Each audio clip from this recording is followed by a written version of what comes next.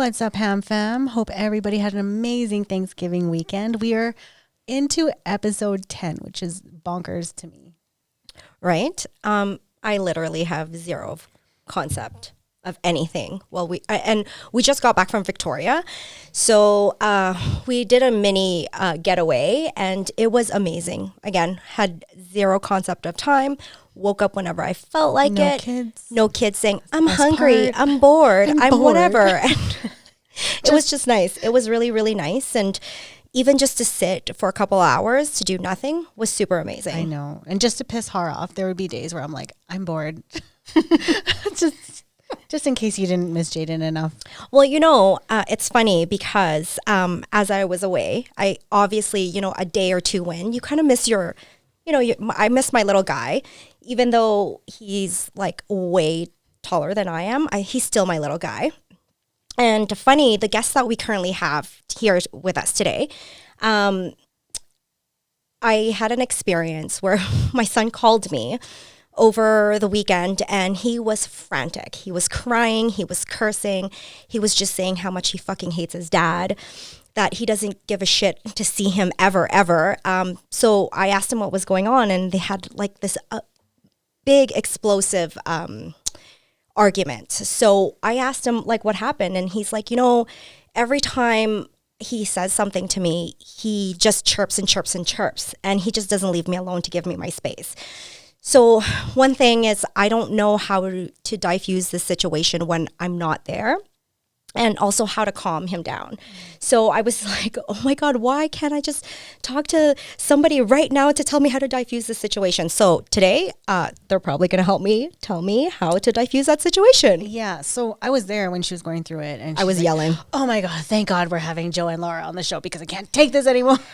Maybe they can help me. But so we want to welcome Jo Piekarski and Lara Higgins, the founders of Psyched About Kids, which is a platform where parents, educators, and therapists can find great information, tools, and community networks that focus on healthy child development. So it's so lovely to have you guys here. Welcome. Thank you. Thank you. you. We're happy to be here. So Jo and Lara, why don't you guys tell us a little bit about yourself and tell us like how Psyched for Kids began. Well, I think I usually introduce this part of it first. I've been 10 years working at an organization in Calgary called CUPS. And at CUPS, I've had the opportunity over the last 10 years to learn and implement early brain science into our strategies that we implement with families, very vulnerable families in Calgary. And at the time, my kids were, Matt was... Oh, God, I can't do math. 10 years ago, Matt was in late elementary school, and Jack was just starting school. And I started my career there in the Child Development Center, just observing all of the professionals working with the kids, thinking, wow, like I really wish I had all of this information at my disposal when Matt was little. Yeah. And also now, in my head, I was thinking, and also now, because life is hard. It's busy, and it's absolutely amazing how some really simple strategies and some knowledge around how the brain grows and develops and some simple tools can really help to make life easier, to get parents on the same page, to help you to understand yourself as a parent. Yeah.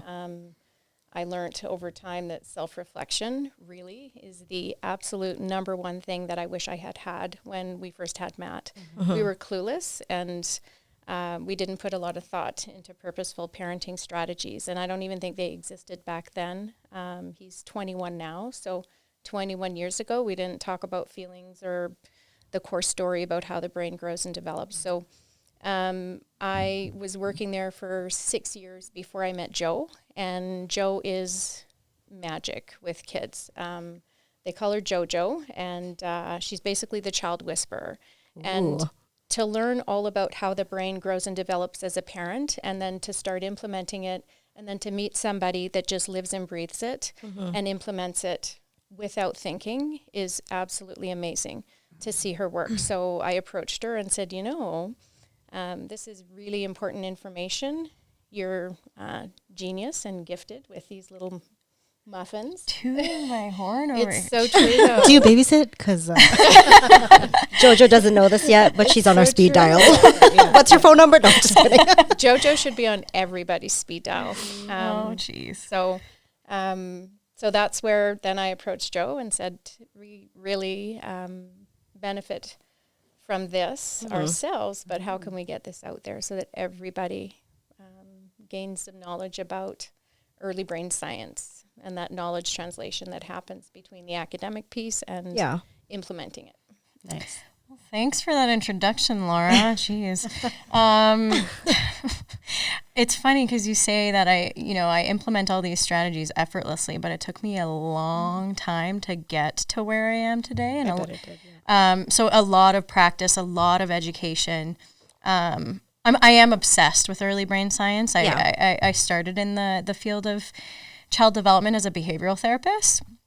And I learned a lot of really great proactive behavioral techniques, but I thought there was definitely something more than what we can just observe in that moment. Yeah. Like there's got to be more going on. And that's when I got really interested in attachment-based intervention in early brain science, and was in school for 10,000 years, and that's what I felt like. But yeah, I mean, this information, that early brain science piece, it's not just for clinicians and for psychologists and for doctors and for neuroscientists to know. It's caregivers need to know this information the most. Yeah. Mm-hmm. And that's why Psyched About Kids came to be. And that's really our mission and our vision, is to get this information accessible to every caregiver and to make it meaningful and practical as well. Because not every parent just wants to sit there and read research articles, right? So how do we present this in a simple and fun way? That's what I wanted to ask you guys too, because that's my struggle, is that I can sit here and research. Like I was telling Jo before that I've tagged my spouse in a lot of the stuff that you guys post, and I'm like, read this, see, this is what I mean. But I mean, his approach is so different than mine. So what tips or advice do you have for parents who are kind of struggling with that, where you want to get on the same page, but your parenting styles are just so different? I've been married for 22 years, and at the beginning, we were not at all on the same page, and it's been a journey of learning for both, and you have to both be open to learning some new strategies, period. So I would say just have the conversation, and if you implement it, because it was always me implementing it first. Yep. Steve. I'm kind of the boss of him, but don't tell him that. Well, he's going to know now. No. But I would implement it, and then I would feel like I would have to walk on eggshells with him if I have to be like, you know what? And so I would have to learn how to approach him. What's his learning style? Does he appreciate me saying, you know what, you totally did that wrong, you blew it, I think that was wrong? Or is it more that I'm going to show him how it works, and then he's going to implement it himself? So Jo, what would be some really simple strategies that we would implement? I think for me, one of the easiest to implement was let a child know what to do. So you're out in community and you hear, stop that, stop running, don't jump, you're going to hurt yourself. Mm-hmm. So if you take away that action, what actually do you want them to do instead? Because they're having like a ton of fun doing what they're doing. Mm-hmm. So in the moment, they're like, hey, this is sweet. Mm-hmm. I want to jump. I want to run. I'm banging into people, freaking out. But if you give them this strategy and you tell them what you want them to do, that tiny little strategy works wonders. It's amazing. So how do you actually ask them to stop? Like if they're jumping without saying stop, or you're being like a maniac running around, like how, like without just being like, stop, don't do this, you're running into people. This is where being a parent is, when you hear like the older generation say like, oh, parenting is instinctive, it'll just come naturally. Parenting maybe keeping your child alive is instinctive, but parenting, it takes a lot of work. You have to be really quick. Yeah. You're not going to get it your first try, but it's about finding that replacement behavior in the moment. And sometimes it's really hard to do that in the moment, and it takes a lot of practice. So if your child is jumping up and down and you don't want them to jump because something is not safe, what is the replacement behavior that you want to see instead? So you have to think about what your child is trying to communicate in that moment. You have to think about any other restrictions that are in the environment, like what. Yeah, so instead of jumping up and down on this couch, what do you want to see? What's the replacement behavior there? So instead of saying like, stop jumping on the couch, or hey, maybe let's jump over here where yeah, it's you safer. you can jump outside. Yeah. So that's an immediate replacement. But it doesn't come right away. Our instinct is to give the reprimand, right? Yeah. No, don't, stop. Yeah. And then what's our replacement behavior? It has to be, and the quicker, does that work on adults? Because I'm going to try that. Absolutely, it does, because we want to know what to do. I always use the example. Let's say your boss says, "Stop using 10 font Arial." You're like, okay, well, what do you want me to font use? would you like me to use? Yeah, so exactly. It's just so much easier to let somebody know what you expect, because then you've just laid it all out. Yeah. These are my expectations, and then you can have a discussion about one another's expectations as adults. Makes sense. So I just want to go back to different parenting styles. So if one, you're trying to align with, say, whether you're co-parenting or your spouse, or, and you're trying, but they're just not aligning with you. So it's so much confusion for your child. How do you get that parent to meet you in the middle without sounding like you're a nagging person, and to kind of see your point of view and to point out that it's not, whatever he's doing is not working? Yeah, that's a really tough question. And I think the biggest thing is not making one parent more right than the other, but really making it about the child. And I love that you've been tagging us in our content, because it starts with sharing information, and especially information that is backed by research, right? So it starts with that. And once you do start collaborating and being more consistent with your strategies, that change that you see in yourselves and in your child, that's what's going to fuel even more collaboration. But getting to that point is really, really difficult. And if one parent is not ready to learn or to accept information, the other parent has to be prepared for slower progress. That's what it is. So continue to share information, make it about the child and not, I'm more right than you are. I think that's really the biggest advice that I have around that. It's actually, Jaden, my son, we had to go to therapy. I think he was like 8 or 9, or he's never had explosive behavior with me or arguments, but he does with his dad, even till this day, where he flipped a couch while they were visiting his parents. And I had insisted we should all go to therapy because we're separated. And he's like, no, we don't need therapy. I grew up just fine. And I hate when he says that, because we didn't grow up just fine. We're a little fucked up. I'm sorry. I'm freely to admit that some things that I do is pretty fucked up, and I don't want my child to catch that or to have that habit. And the therapist, actually, I started crying because she says that I undermine his parenting. And I cried. And I think that was the very turning moment to where I actually had to listen. I think I just zoned him out because he just wasn't, he wasn't reciprocating to like helping me control his temper. Or it's like, instead of yelling back at him, like, why don't you calm him down for 1 second?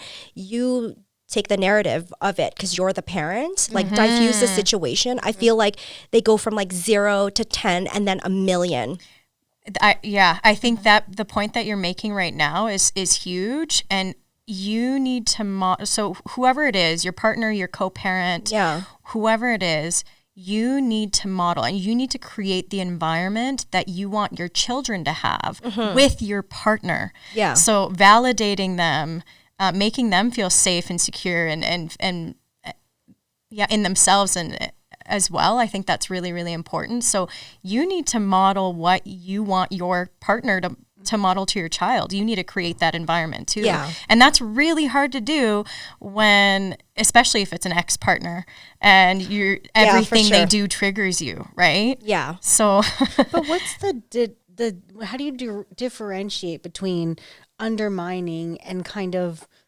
just pointing them to the right direction, you know? Because for example, I always tell my spouse, backed by science, and I researched this is how we should do it. And then he'll be like, no, well, I was raised this way, and so I turned out fine, and this is how we should do it. And he tells me, not everything you read is the right thing, and which is true, but I don't want to undermine his parenting.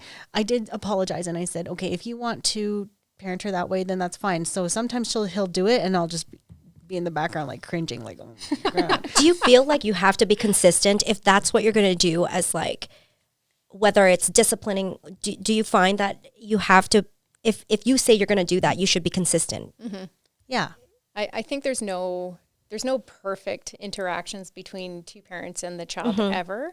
I think it's just always an iterative process of figuring out each person's approach and being inquisitive and asking questions and are you able to have that conversation with your partner and say, so this is your approach, this is my approach. Let's look at the child. What's the outcome of it? And you always have to be a detective. Who is the child? Get to know your child. How do they learn? How do they react to each one of those approaches? Do they get escalated with one as opposed to the other? So it's really hard with parents to both get to that place where you're both being really self-reflective about how you're parenting and who you are as a person and what makes you angry. If talking about feelings, I know for myself, my father's told me I never cared how you guys felt. I only cared about what other people thought of you. And that was, I know my parents loved us dearly, but when we had Matt, I knew that I don't want to parent that way. That was harsh. It was authoritative. It was demeaning. It was insulting. I remember feeling badly about myself often. Love was withheld, but that's just what they did. They didn't, I don't know, just we've evolved. So it's kind of like trial and error then. Yeah. I would say you guys are both the investigators. So you're trying to figure out the strategies that work best for your child, for you and your child, right? Yeah. You guys know your kids best, and we don't want to undermine the partner either. So if you're implementing a new strategy, you're letting them know in advance, you're sharing the information, and you're going to say, we're going to try this for 10 days. Like you're setting up clear expectations. Again, this is a strategy we use with our toddlers, but setting up those expectations in advance. With your partner. With your partner, and saying, this is a new strategy. This is what I want to try. Let's give it 10 days or 2 weeks or whatever. And then we can try something that you want to do. And just, you have to be collaborative and set expectations in advance, share information. It's all about setting the stage, I think. Yeah. For sure. It's hard. It's super fucking hard. It's because I co-parent. Sometimes I have a really hard time where I will discipline Jaden with something that he's done. So sometimes his dad will like literally be swinging to the left and then so hard to the right. There's never a middle with him. It's like, well, you're grounded for a whole month. I was like, he's grounded for a whole month for something that's just super minor that I think you could just let go.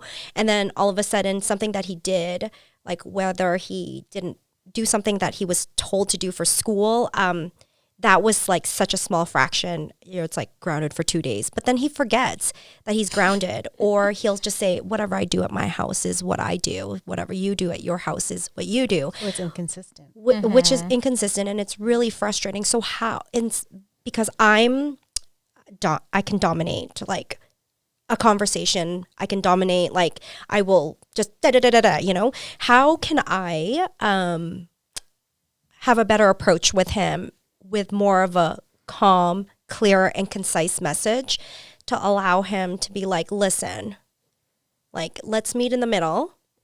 How do we navigate? And right now he's a teenager too, right? So how can I be consistent with him and be calm? Like, what messaging advice you would give me?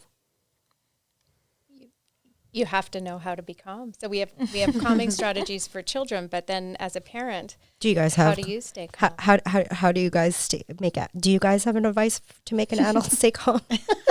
Don't say smoke weed, because I do that already and it doesn't work. You're like, Harleen, we deal with kids, not with adults. No, just kidding. Well, when one of the best, I cried throughout the whole book. It's Shefali Tsabari's Conscious Parenting. Yeah. And then she wrote Out of Control. Have you read any of those books? No. We end up parenting from our places of hurt and our places of insecurity and our places of pain. And as a parent, you have to heal your own hurts, and you have to be strong. You just have to learn to use that higher level brain function, which is what we're trying to teach our kids to do. That's our outer cortex. Yeah. You don't live in your feelings brain. You parent from your cortex, from your higher level brain function, which is that self-reflection. So as an adult, you have to learn what your triggers are, and you have to learn how to stay calm. And that's hard, I think, because it's like you're trying to parent this human, but you're trying to fix yourself at the same time, which is so fucking hard. That's true. I read, what's it called? The Whole Brain Child. Oh, and I cried in that one because I'm like, it brought up so many memories of when I was growing up and how I was raised. And I'm like, no wonder I'm so fucked up. But, and I get so much anxiety where I'm just like, I don't want my kid to grow up like me. Like I remember telling you, I texted you and I was like, I just finished crying because I yelled at Ava for something and this and that. And it was such a minor thing. And she took that behavior that she saw from me and she said it to somebody else. So it was this little boy came over. He's our neighbor. He came over and spilled his water. And she goes, look what you did. I'm so tired of this. You know, she was yelling at him for spilling it, and she made him cry. She's 3 and he's 7. So I was like, oh my God, she totally got that from me. And I cried to my spouse. His name is Mark. And I said, she's getting my shitty attributes. And I don't want that. And I cried. And I'm like, I really got to fucking change what's happening at home. And so it's so tough to try and like change that, like how I was programmed. Right? We didn't learn these things in school, in elementary school. The science is just coming out now. Our parents didn't learn these skills. They didn't get this information either. So yeah, as caregivers, it's really difficult to parent when you're trying to change these patterns that are so ingrained. From your own parenting, right? Brains get wired. I'm going to bring up the brain science because it's the Harvard Center on the Developing Child. Working paper number 1. Brains develop within the context of relationships, and they develop billions of neural connections happen per 1 million neural connections per second. So prenatally to age 2-3, that's when most of brain development happens. So the brains are growing, and they're growing within the context of your home environment. And that's how they're getting wired. And so you imagine your little one going out into the world, into preschool, into kindergarten, and they see the world around them because of what they've experienced, because we only know what we've experienced. So that's the brain wiring happens pretty quick, and that's the opportunity that we have as parents in those early years, is that we have the power to help to wire that brain so that they can be functional adults. Less fucked up than fucked up than I am. Less fucked up than me. So Okay, so we know we got a little fucked up. There's some people that are a whole lot of fucked up. So if you could realize that it is, but then you're like giving everything to your child, which is not always the right thing to do, could that hurt that child later down the future? Okay, so here's the thing. You can still be a nurturing parent and still set limits and boundaries and follow through. I think that is so important to be able to remember, because I mean, that whole debate around spanking, right? Like that's all about the power dynamic and I'm in control. And so you can still set your child up for success. We need to set limits. It's healthy to set limits. It's healthy to set boundaries. So if we're giving into those limits, that can be harmful. Absolutely. It can create power struggles. It can create animosity in the relationship. So, but you can set limits in a really nurturing way, in a nurturing, validating way. And when we think about defiance, when you hear the word defiance, what does that mean to you? It means my toddler is gonna say no, mom, and walk away. Exactly. I'm not gonna do that. I don't want to do that. I don't. Yeah. Nope. And the messaging that we had, like that old school messaging, is we don't say no to mommy. We don't say no to dad. We don't say no to grown-ups. Listen to your parents. You listen. Yeah. Yeah. So, and then this is why I don't like the word defiance, because I like to call it advocacy and expression. Okay. Because why is your child, why is them being able to express no a positive thing? Because then they can use it in the future. Like if... It literally sets the foundation for setting boundaries for themselves. Yeah. But that doesn't mean... So you acknowledge their no, but it doesn't mean you don't follow through. So if you're telling your toddler and you're saying, okay, time to clean up now, and they're saying no, and that no triggers you, you're going to spiral. That's what happened today. Right? Yeah. So, this is... Do the flip your lid. Well, hold on. This is a creature. This toddler, like they were your dependent infant, and they're becoming this little human. So them being able to tell you no is freaking magical. Okay, Yeah. and really freaking triggering at the same It does time. not Okay, feel magical like okay. And really freaking triggering at the same time. But if you flip the script a little bit and you say, "Wow, she said," okay, I hear you. Yeah. I know you don't want to do that. Acknowledge their no. Yeah.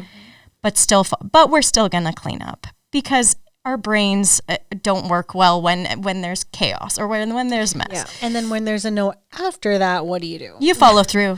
Just you follow. No, not you cleaning it up, but you wait until, and it can be something really simple, like handing her a car to put in the bucket or whatever. Boom. Okay. Follow through, and then you acknowledge thank you for cleaning up. That's what I want to see. So you set your limit, repeat it once, no more than that. And so what happens after that? You follow through. You wait until they follow through, and they're going to learn that, this is an important, and give them the reason behind the limit. We're cleaning up because if we step on these toys, we could get hurt. We're cleaning up because when the room is really messy, that makes our brains not feel calm anymore. Yeah. And so you're giving them the reason behind the request, Instead of just telling them. Yeah. Without any reasoning behind because it. I said so. Right? Oh my God, I use that all the time. because I said so. Because I said so. So give them a reason behind. There's always a reason behind your request. For sure. And if there isn't, why are you making the request? That's something to think about. Just but talk it out. Really, right? Yeah. Yeah. Yeah. It's constant coaching and guiding and coaching and guiding. It's tiring. Yeah. It's hard. It's exhausting. And don't set a limit if you're not prepared to follow through. Because that's where the power struggle comes Yes. in. Because then you don't mean what you Gotcha. say. Well, I'm curious now for you, because you have a teenager and I have a toddler. So when we were talking about the environment that you create for them, is it too late as they grow older?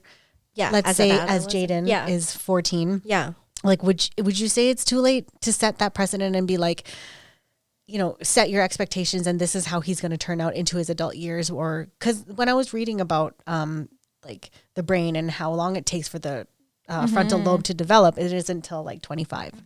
And so do you think that Jaden being 14, it would be beneficial for him to still learn from what Har is doing at home? Oh my gosh, yes. My husband and I just learned, like, we got married when we were 30. Those weren't skills. I mean, you do develop them to some extent. Yeah. And we were successful people, but in terms of learning to set expectations and talk about feelings, and like we're learning that Feelings is all huge. the And time. yeah, feelings is huge in my house.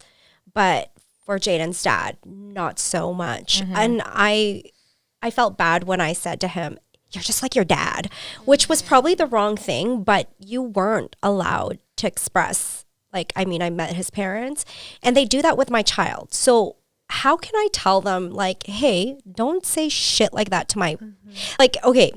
I think I went out for dinner with his parents the one time and they made a comment to my kid about how he was getting fat. And I was like, excuse you, don't fucking tell. Don't say that my kid is fat. That's rude. Like, he already cried in my arms and he knew he gained the weight and he wanted help. But like, that's not really encouraging. Like, how do you tell in-laws or anyone like that where you're like, please don't overstep my boundaries. You can take me aside or whatever, but how do you get your boundaries with? Yeah, I think it's really about modeling that in front of them. So letting them know, and it's anything from like those inappropriate comments around weight to like forcing your child to hug a relative that you need to hug grandpa. Oh, yeah, we do that all the time. But modeling in front of them to the child, like that's your choice whether you want to hug or not. And it doesn't mean that you don't love grandpa, and that's okay. Yeah. So modeling that in front of them. Yeah. And you know what? Sometimes when someone is not ready to change, don't expect change. You're not going to, and what you need to do is you need to be your child's safe space. Yeah. So if they're not feeling safe or, around grandma and grandpa, and they know that they're going to be making these comments, when you get home with him, have a conversation with him, and you are that safe space, you are that protective factor, because we can't control what other people think. The best that we can do is share that information, model it in front of them, in a respectful way, and hope that they pick up on that. And if they don't, that is something that we are not in control of, but we are in control of the space that we create for our child. And I think that's really important to note. And it's really, really shitty when your support network is not on the same page. So would you ever ask a teenager, so a 16-year-old in that moment, wow, grandpa just said that to you, how does that make you feel? Or does that put them too much on the spot? You can absolutely get them to reflect on that. Absolutely. I actually kicked his dad under the table and I was like, and then finally I said, are you gonna let your parents talk to my, at the time I was being a jerk. I was like, are you going to let him talk to my child? Like, as if I made him on my own. But I was like, that really hurt my feelings. So can you talk to your parents about that? Like, I didn't want to have an elephant in the room, and I almost lost my shit. But of course, because we're Asian, or probably you guys were taught that too, like, you respect your elders. You don't say anything, and out of respect, I want to give that to them. But also, I think respect is two ways. It's times have changed. I think we talk about feelings now, and we get things out in the open a little more, and I think that's a healthier way to manage feelings, is to just get them out and share how that makes you feel. Well, for me, my toddler is like super drama queen, and she totally gets that from me. But she's so sweet, though. But I'm a super sucker. Like, I give her anything she wants. Don't tell really her. Bad. She has this pull. I can't help it. Love it. But when she's at my parents', because my mom is retired, so she's the primary caregiver during the week when we're working, and so a lot of the times, I am lucky. beautiful. I'm super lucky. I love my mom and dad, and I'm super lucky that I'm fortunate enough to not have to pay for fucking childcare because it's expensive. But It's more than a mortgage with interest right. rates. Yeah, that's right. true. Not even just that, but I trust my mom. Of But the course. only thing is like, she's raising my kid like she was raising us. So she's like, oh, why are you crying? You don't need to cry, or Stop being ridiculous. is what I yeah, always pretty get, much. yeah. Or oh my gosh, that's just I don't know what the English word for Marta is. Oh, you're overacting or like Overreacting. overreacting. Yeah, or- they're always telling her that, but she's like super emotional. So I try to tell her like, I acknowledge how she feels, but when she spends majority of the time during the week with my parents, it's like I don't want her to think that expressing emotion is wrong, because that's how I grew up. Yeah. So and I feel like sometimes if I actually get the courage to tell my parents, can you stop saying that? And then I feel like they'll get offended, right? There's that fine line. Right. Yeah. Because then they'll think, well, I'm watching your kid for you for free, and you don't have to pay for childcare. And you turned out You're fine. ungrateful. You turned out fine. or You're like, whatever. technically not really, but okay. Exactly. And I remember I brought up something with my That's mom. why I was I'm in like, therapy right now. well, I brought up something with my mom where I'm like, yeah, because my sister, we were talking about my sister. I was like, she has childhood trauma. I have childhood trauma. She's like, what? You guys have childhood trauma? What happened? I'm like, okay, I'm not getting into that right now. But it's just so unheard of to them. What do you mean? What happened? You were Right, there. right. You did it. But so what advice do you have then for sharing that information and just, kind of getting through to the older generations where it's kind of like they don't really know about this stuff, or they don't believe in it, or whatever it may be? Mm-hmm. I think it's just there has to be an openness there to share and to grow in that just a learning space. And if they're not open to it, you can't make somebody. But again, like Jo mentioned, you just model it. You model, and then they see the benefits. of Yeah, it. and there are ways you can communicate respectfully too. Like, Mom, I love you. But, so always start with that validating statement. And I love you, but I know the but negates everything that. But no, I love you. This is what I'm learning right now. I heard that teaching about feelings builds emotional regulation skills. Do you know what that is? Because I didn't have that growing up. Well, just again, educating, but validating, communicating respectfully. Do not communicate when you are triggered. So that's the biggest thing is you want to do like as soon as you see them, your own parents making a mistake with your child, or using a strategy that you don't want them to use, you want to react in the moment, right? Like, why are you doing that? Or you just completely avoid the topic. Yeah. You need to find balance there. So you cannot communicate that in the moment because they're going to get defensive and that's going to invalidate them. Yeah. So it's after the fact when you guys are calm and happy and okay, hey, I just wanted to talk to you about something and this is something that I'm learning and again, like I love you and you did the best you could. But this is what I'm learning and this is what I want to implement and just communicating it that way. So not when you're triggered. Okay, calm down perfect. first. Arlene, stop. Have a glass of wine. So I actually want to discuss a little bit of what your expertise is. It's handling and coping with temper tantrums. So a two-part question. One, do you just deal with toddlers or do you deal with adolescents too? The strategies that you implement with the toddlers, really they're the same strategies that you implement when they're older. Oh my God. The language evolves and The some developmental of stages change, but it's the same. Like the premise is the same. yeah. Yeah. Like our course is designed for parents with caregivers of children between the ages of 0 to 6, but again, like these strategies are carried on. You use them with adults, right? Because they're what makes you healthy adults. This is the objective. It's the is foundation. to, set that solid foundation so that these skills develop over time. And by the time you're an adult, you're a little more emotionally regulated than the rest of us. Or not fucked up. Well, if another way to that's say the it. goal, then that's the goal. absolutely. Yeah. So also, we have all seen this, and it's probably happened to all of us at the grocery store or somewhere that your child throws the biggest fucking temper tantrum. You're like, you're gonna fucking do this right now in front of all these fucking people. And of course you turn red and you get embarrassed. But also I've secretly on the side, I would be like, oh my God, like, can someone fucking tell your kid to calm down?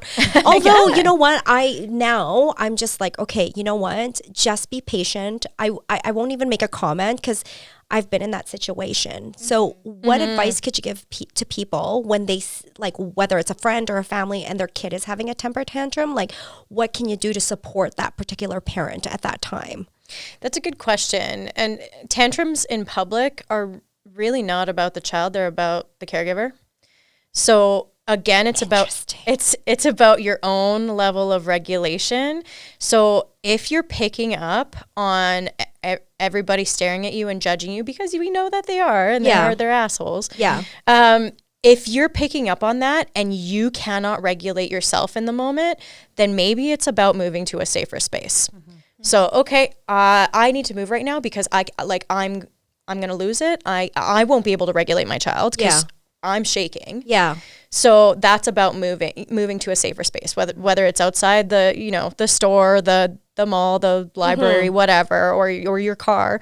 But if you think that you can stay regulated and you can stick to your limit, because usually that's why they're tantruming, is because you set a limit and you said, no, we're not going to have this candy or this toy or whatever. Yeah.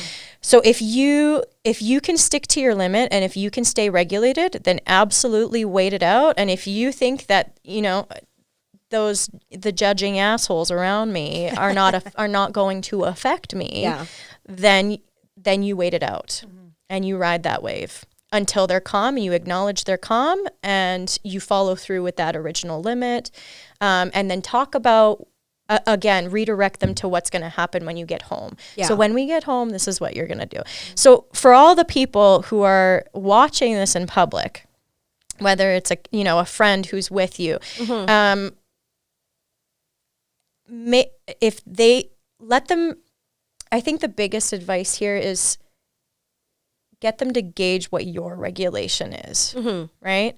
So if you're chilling, if you're standing your ground, they don't need to say a word. They're going to let you work your magic with your toddler. If they're noticing that you're shaky and you're looking around, then prompt your friend to say, okay, let's move her to let's move him to outside. I'll pick him up because right now he's triggered by the limit that you set. So, So it's okay to help at that time if you feel like it's not that you're trying to undermine, but if you feel like they've already had their limits. Because I know that I've done that in the past. If I'm out in public and the child has literally went from 0 to 100 and you could just tell, my girlfriend's getting flustered and I'll just literally just kneel, and I feel like it because you're not the parent, like I'll kneel to the kid's level and be like, are you okay? Maybe mom's just having a hard time right now. Maybe you can talk to her later about something. Yeah. But it's communicate with your friend. I would talk to your friend for are you doing okay? Are you right? Do you need some support with this right now? And then step in. But you're right. Always check in with a friend. Yeah, and I think you definitely need to have a relationship with the person that you're trying to support too, because those saviors in the grocery store who are like, I'll help you with I don't know who you are. Don't touch my child. So but if you're with a friend or your sister or whoever, your cousin, and they're struggling through that, gauge their level of regulation and check in with them first, because I'm sure they would absolutely appreciate your support.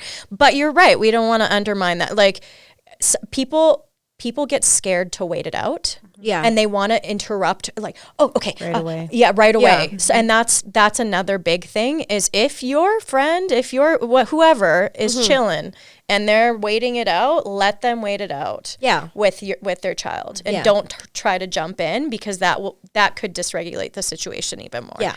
Yeah. So one question I have is I've been learning a lot about mirror neurons. I listened to this one podcast called The Broken Brain, and they talked about the calm method. And I'm really struggling with that because like when a tantrum does happen or when I know you don't like the word defiance, but when it does happen, like I'm trying to mirror the behavior that I want. So in the podcast, when they were talking about it, it was like, if you act like, you have to act like how you want them to act, because then their brain will be like, oh, I see that she's acting this way, or she gets me. You know, and then they'll start to mirror what you're doing. But if a tantrum is going down and they're totally just gone, like how do you approach that? We will send you a link to the father. Oh gosh, yeah. There's this video. It went viral. It was like on Motherly, and it's this dad who is calming his toddler, and this toddler is just screaming and kicking, and you. Like, this dad is like the epitome of calm. Like, he is modeling regulation. He's meditating. Yeah, he's breathing, like, he's, Can't do that. I know, it's really hard, and you might need to step away first. Do not feel guilty if you need to remove yourself from the situation. And if you can't remove yourself in that moment, then you get down on the ground, you close your eyes, and you breathe to yourself. You're regulating yourself first. Because there are times where you can't walk out of the room, right? There's some safety risks. So, yeah, if you watch this video, and we don't know what's going on internally for this dad, like he's probably like, holy shit, like how long is this tantrum gonna last? Yeah. But you can't feel that from him. So he's really able to, and it's the same with me, like. Internally, I might be thinking like, holy shit, this is, But you have this like kid a is smile on your face. yeah, like, but oh you're my just, God. you model what you want, what calm looks like, right? Yeah. That's what you want to do. And I love this quote by like L.R. Noss, and he says, when our child is having a meltdown, it's our job to create calm and not join in on the chaos. And it's super powerful, because if you go in guns a-blazing, what are you doing? Stop. You need to stop right now. Okay. Boom. Escalation. You guys posted about that recently, like feeding fire with fire. Yeah. I feel, Start sending these links to AJ, because him and my son, I feel like they have a power struggle. Oh, yeah. And I remember when my son told his dad to fuck off for the first time. I actually witnessed it because I was there. His dad actually cried, and he turned around. He's like, I've never felt so disappointed in my entire life that he said that. So I talked to Jaden, and I was like, listen, buddy, I was like, one, that's just not nice. And two, I was disappointed, but I understand why you said what you said. So I didn't want to disregard his feelings. Because they were kind of warranted, because he was being a fucking asshole.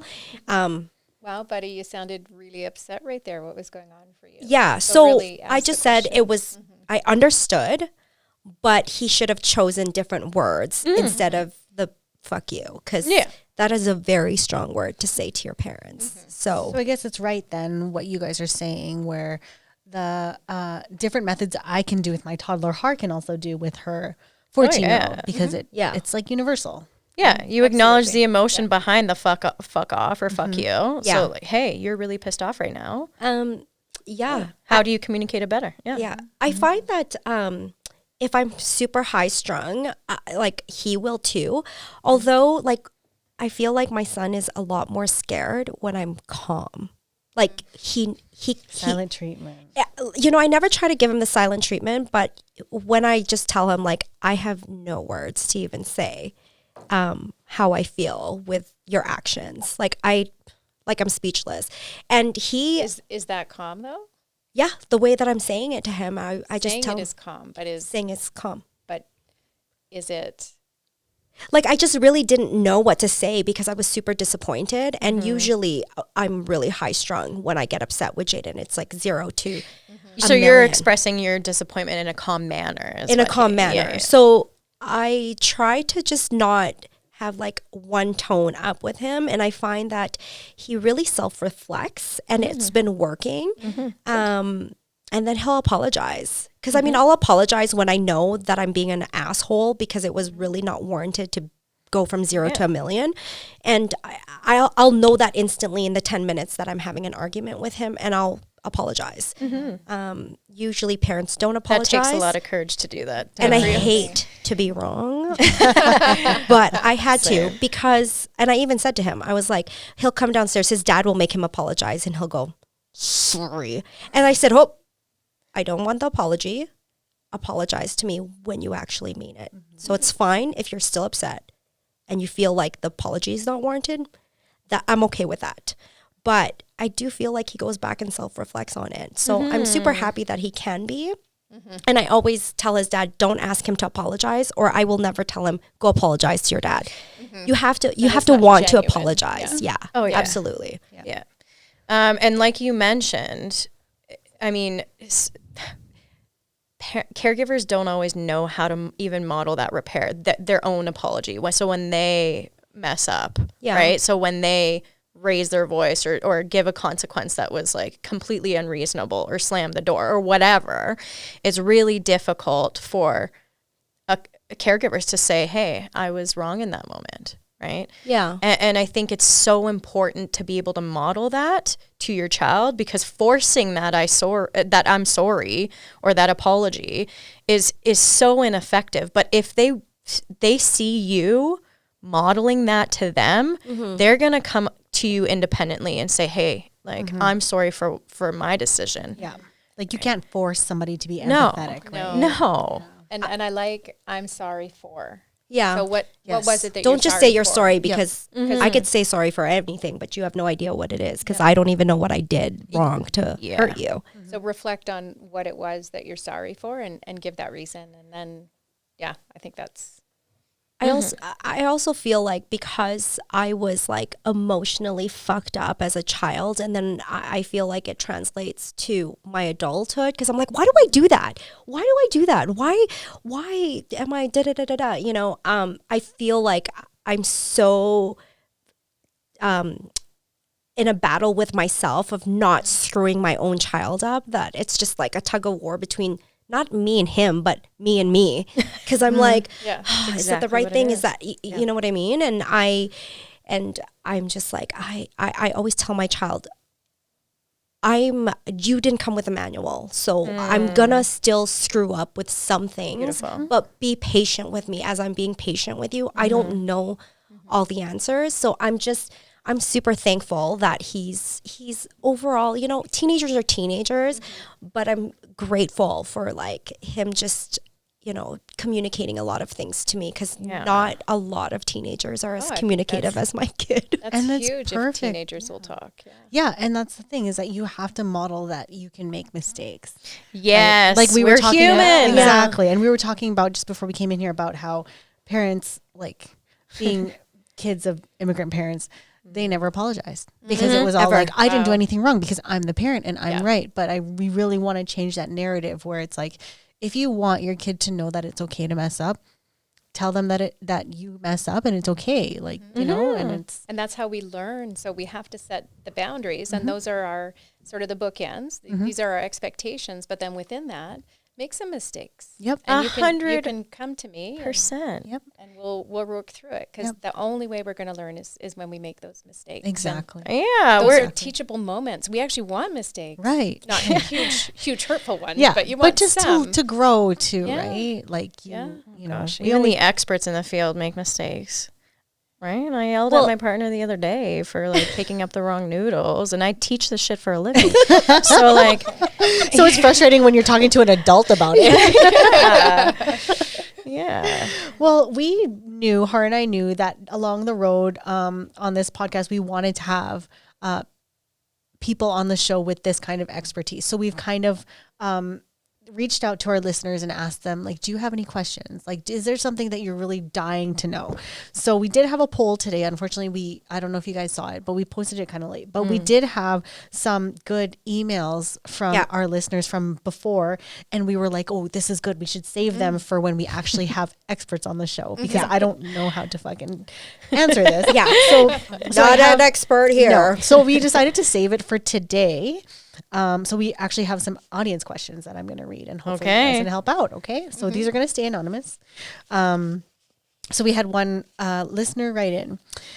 Hey, Har and Jizzy, we have really good friends that we always have play dates with, but my husband and I are hesitant to continue the play dates and possibly end a friendship over their child's behavior.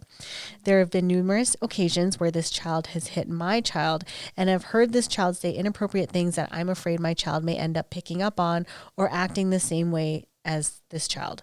We've addressed it a few times with the parents, and we feel that there hasn't been any changes. Is there something we could do to address our friends in a way that they don't feel attacked, or say it in a way that they understand that this is causing a rift in our friendship? Oh, I've so been there. That's so hard. So basically, there's a kid who's bullying my kid. So What do I do? hard. I think it's the same approach that we've talked about is just see if they're open to having those conversations and open to identifying what's working and what's not working, and working together to support the kids. Yeah, and what I do is, I don't parent the other parent's kid, but I do a lot of modeling and a lot of like replacing that behavior, a lot of it looks like you're telling her that you're really mad when you hit her. You can say, I'm mad. So actually going in there and like showing them what a strategy can look like, because those friends might have no idea where to start. They have no idea how to intervene. And I'm sure they're embarrassed. They feel ashamed when their kid is hitting the other child, right? Their friend's child. And they just don't know how to approach it. So yeah, sometimes if you know the strategy that you would use with your child, jump in and see how the other parents react. They might be really grateful for it. Right. Like, oh, I like the way you modeled that. Yeah. So there's no shame in trying. Like, you got to There's try. no. If it's at the point now where like this relationship is almost ending because this kid is bullying their kid, like you have to try something. And if they've already tried communicating with the parents and they're not seeing anything, then it's about you being the model for those parents, and because they might be stuck and ashamed. So Okay. That's really good advice. So I have a second question, but you might have answered already. But so they emailed us and they said, I have friends that have children that sometimes can be unruly. However, I am not a parent. If one child is not being nice or even hits a child, but their parents don't see, or there's no one around but me, is it warranted that I scold that child, or should I just let the parents handle it? Again, really good question. If you need to be able to know appropriate strategies to handle that too, and it's not about scolding the child in that moment, but when a child is hitting someone or another kid, they're trying to communicate something, whether it's I'm mad that you took my toy or whatever. Yeah. So then you model that, like jump in there. I'm not afraid to model that. You hit her. You're saying I don't like when you take my toy. That's why you're trying to communicate. And then boom, like it's amazing how just jumping in and giving that child the words to communicate, it can completely diffuse the situation. So That's the amazing part about Jo, is that she's always in that moment, and she can jump in so fast and have a strategy like within a millisecond, and she can turn that around and coach and guide. But I do know as a parent, when someone hits when another child hits your kid or bullies them, in the moment, you just want to protect your them. instincts. Yeah. You're not in that. You're right. You're right. Let's coach and guide. But No, for sure. But that's where we should be because we, as a community, to coach and guide all of our little ones. That's Regardless of but it's whether or not you're a hard. parent. Because this person said that they're not a parent. Yeah, they're not and a you're not parent. a parent. But but there's always ways to go around it, not even just with kids, but just in in life. Especially if it's something that is recurring and a kiddo is getting hurt, like you're not going to go in there and scold them, but you're going to, I mean, if you can model a replacement behavior, absolutely go and do that, because those parents, again, might be looking for that kind of support, or they might not have known that strategy. And their strategy is to just sit and scold, and then it just keeps happening, right? So, yeah. And the more you learn and the more you can implement quickly, the more that you can take on that role. Yeah, we keep getting this theme, and it's really, really tricky to communicate with people who aren't ready or who have, mom guilt or shame already, right? Yeah. Like, how do we communicate these things without stepping on toes or making someone feel invalidated or making them feel really shitty about themselves as parents? Because I can guarantee you they feel that every day, especially with the presence of social media, where they see these perfect parenting all the time, every day. Perfect. Yeah, perfect. Social media. The illusion of parents. perfect. The illusion of perfect parenting. They see that every day, and every day they feel freaking guilty and ashamed. And so it's really hard to try and give feedback or try to say, hey, like, your child is misbehaving, because they're going to take that as a reflection of themselves and their parenting, and they're going to feel shitty, and then they're going to shut down, and there's going to be animosity and defensiveness. So it's really, really, really challenging. And I think, again, the important piece is knowing how to interact with your own child and modeling that for them, and offer, hey, I'm noticing that there's a lot of hitting going on here. I talked to this person. Do you want some information? Or I took this course. Do you want some information? If not, that's totally fine. But it's all about sharing the information without invalidating the other person and making them feel shame and guilt. And and that's freaking hard to do. That's so hard to do, because they're probably already feeling it. Exactly. Yeah. And just coming at it from, like, I was in that spot too. So normalizing it. I think that's so important, and normalizing the, hey, like, I struggled with this too, or I get it. And do you want some support? 'Cause, like, I mean, you do what you, every caregiver is the expert of their own kid, right? Yeah. Like, they know their child best, right? Yeah. So, and that's how you have to frame it. Like, your kid best. Yeah.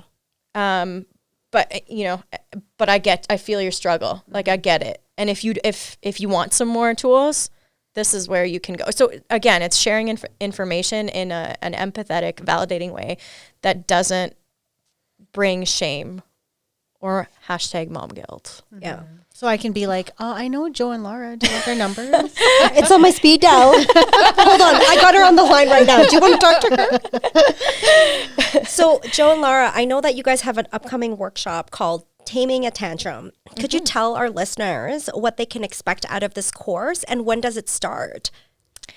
Well, so we have two different formats.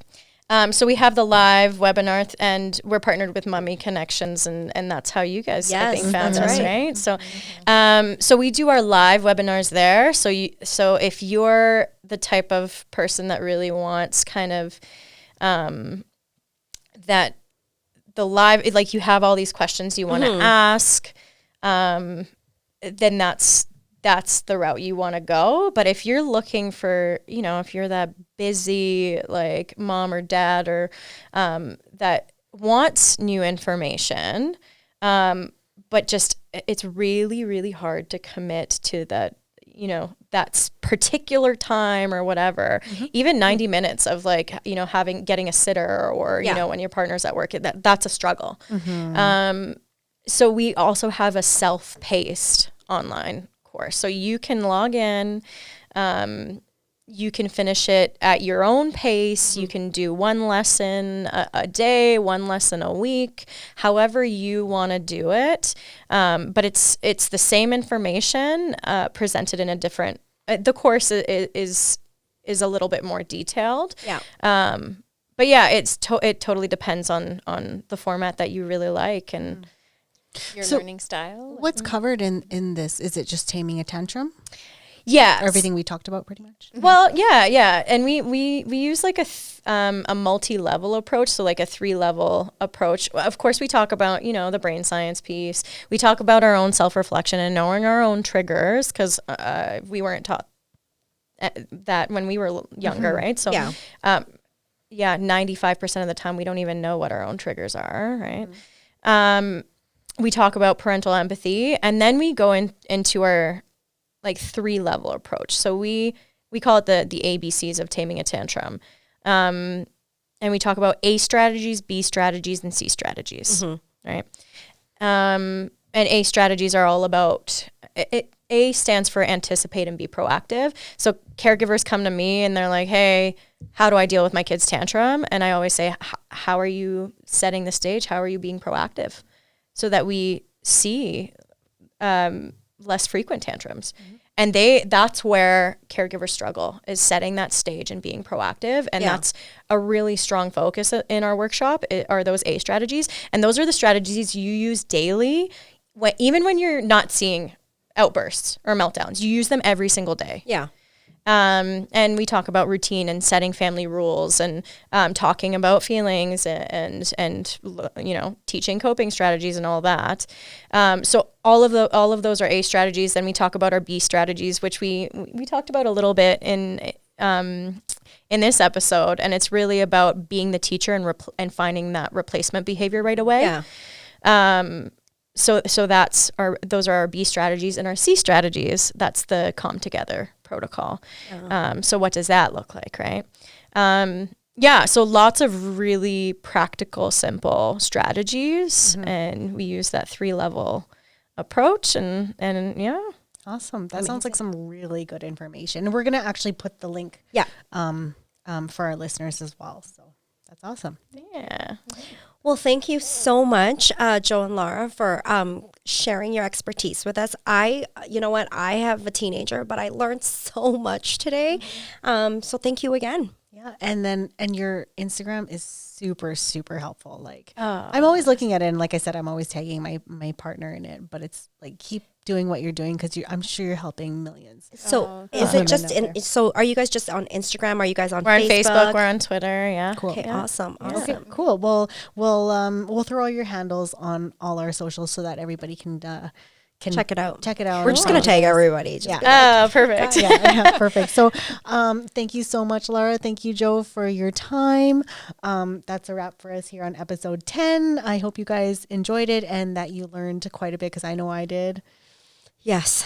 Yeah. You guys, it can work on adults too. Yes, this isn't just for kids, so just remember that. I'm going to try it tonight. There you go. We can try as soon as we get home. Thank you guys so much. As usual, be responsible, wash your hands, wear your masks, and don't forget to love yourself even on the hardest days. Bye, everybody. Bye. Bye.